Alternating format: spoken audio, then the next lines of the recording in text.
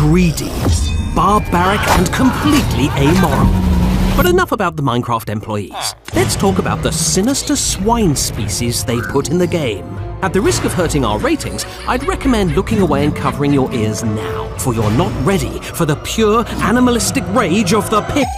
Oh. Don't worry, they will find you. And they'll what? Invite you to their next rave party? For now, let's find out everything there is to know about the piglins.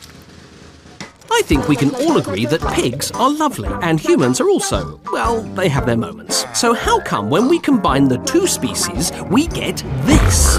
Crude, brutal pigs. Rowdy, hungry. Maybe you don't want to say like greedy. The piglins are quite complex. They are brute and savage, but they are also quite civilized in a very uncivilized manner. To summarize, they're jerk faces. The idea of piglins sparked from the zombie pigmen, introduced in the game way back in 2010. An undead porker that raised a lot of questions. Basically, as long as there were zombified pigmen, which is what started this all in the Nether, the question of, well, what were they like before they were zombified came up. People started wondering. And then in 2016, we started planning to have a proper Nether update. We needed a kind of civilization in there that has a bit more depth than perhaps the ones that inhabit the old Nether. It was about expanding the universe, but also adding more mystery. And that's exactly what the team did. New biomes, new structures, and a whole society of new piglins. You've got your normal piglins, you've got your zombified piglins, you've got your brutes that you find in the bastions, and they're obviously a little bit more serious. You don't say.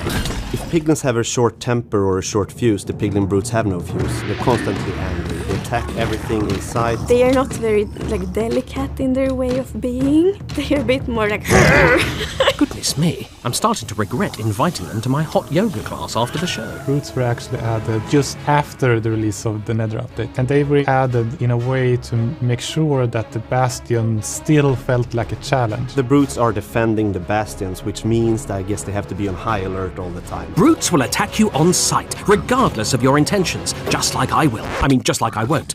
Why don't you try and get along with some of the other piglins instead? The normal piglins, they will stop attacking you, they will accept you, if you're wearing anything of gold. Why, how shallow and utterly materialistic. Note to self, don't say that to their faces. Gold is fancy, gold is wealth, and gold is sometimes power. And in the Nether, you need power to stay alive. So we introduced gold bartering, a more abrasive version of the trading you do in villages. And if you're wondering what abrasive means, well, I'm afraid I don't know. Sorry. It was important for us that it wasn't same as trading, because the piglin's personality isn't really that you have like a nice conversation, like, oh, can I get this for 2 emeralds? Like, no, that's not really their style. Bartering couldn't be simpler, which is good because it's my job to explain it, and I couldn't be simpler either. You simply offer your gold to piglins by, well, throwing it at them. Then said piglin picks up the gold, stares at it, how riveting, and then gives you something in return. Sometimes something very useful, like enchanted books, potions, and even ender pearls. But other times... You might not always get what you're looking for, that's for sure. The piglins' rules are there, and you have to adapt to them. They won't adapt to the players. I gave the piglins my entire life savings, and in return all I got was soul sand.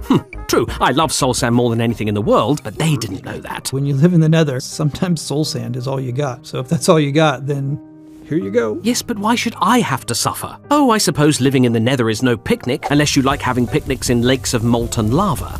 Despite the hostile conditions, piglins have done an admirable job of building a society here. But hang on, did they build all these structures, or just take them over? The devs did tell me, but I didn't think you'd be interested, viewers, so I threw their answer away. You're welcome. At least we can say that piglins have been in the Nether for a really long time, and there might have been times in the past where they were a stronger civilization. Trying to think like a piglin, I wouldn't care if I built this structure or if someone else has taken over it. As long as I understand this is mine to protect, I will protect. Surviving in the Nether isn't easy. It's an environment even more hostile than the comments section on my hot yoga videos. Piglins, however, seem to have survived by hunting hoglins for food and leather. We think about items based on the environment that the mobs live in. For instance, the desert villagers have a lot of green because they get the green dye from the cactus. And for the piglins, most of their clothes are meant to look like they're made from leather, and leather you get from the hoglins. Hunting can of course be savage harsh and brutal, so we toned it down with some dancing. Wait, seriously? It's also funny to watch piglins like from a nature perspective. If you zoom out and just watch them, how the flock sort of hunt the hoglins and then when they kill it for food, they do a little, victory dance. But if they're outnumbered by the hoglins will hunt them. If you score some dinner, sometimes you feel like dancing. It's not the most important thing, but I just am extra fond of the floppy ears. The work on the piglin started in the work with legends. And in legends, all the mobs are a little bit more chibi, shorter, big heads. And they added the floppy ears, super cute. We did talk about letting hoglins have a dance too. I think we did prototypes for it. When the hoglins outnumber piglins and kill them, it didn't end up in the game. I wonder why. They just can't seem to vibe with Pigstep. Pity. Speaking of music/disturbing sounds, their behavior is very emotion-based. Either they're sort of completely in neutral peace, or they are very aggressive, or they're very happy, or they're bartering with you and they don't like your offer, or they do like your offer. So we have to cover a lot of emotional outlets. well, we don't have emotions in Britain, so Samuel, please demonstrate these emotions for us. They are at peace, but they're also a bit confused at what's going on. That sort of plays with their maybe not being that smart.